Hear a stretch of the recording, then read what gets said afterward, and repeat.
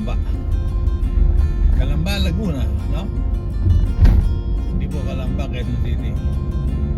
Okay, let's go. And takbo lang ko tayo 80 kilometers per hour. And let's hope no, na 22.08 ating ma-achieve, no? Para po tayo ay matahimik na, love, no? Para matahimik. Okay? Kasi yung huling biyahe natin 12 kilometers per liter packet ng Baguio.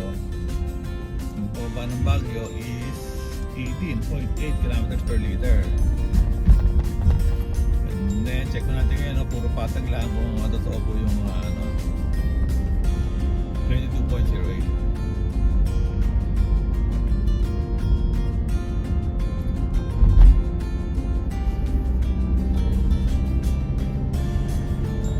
Okay, today is May 29 of 2024 and dito tayo Skyway riding our Isuzu na naman, Suzuki, ano yun, no? Isuzu tsaka Suzuki magkatunog, no? Hindi natin mga Japanese, no? Isuzu, may sa Suzu, no? Suzuki, Isuzu, no? Sa mga Zuzu, mahilig sila sa mga Zuzu, mga Japanese. Tama ba yan? Oo. Kaya nga marami tayong mga Pilipino na pupunta sa Japan, eh. Mahilig sila sa Zuzu, eh.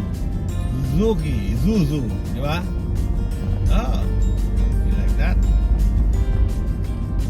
Okay, nakita natin sa right side, no? Yung ating pong pambansang idol, si Max Collins po yan, no? Yan lang, balot na balot, no? Kasi nakikita ko sa Facebook, parati nakatupis lang, eh.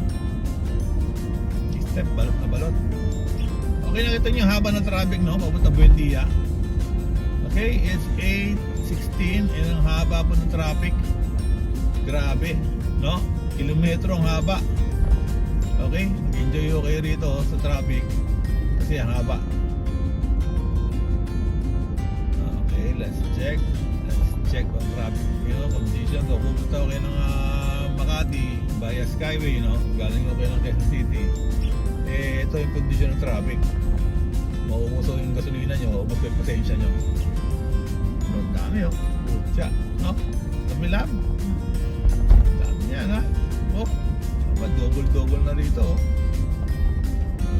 Yan, oh. Grabe traffic, no? So, nung nagtatrabaho ko sa Makati, goodbye, you're late, no? Bakit? 8:17 na, eh.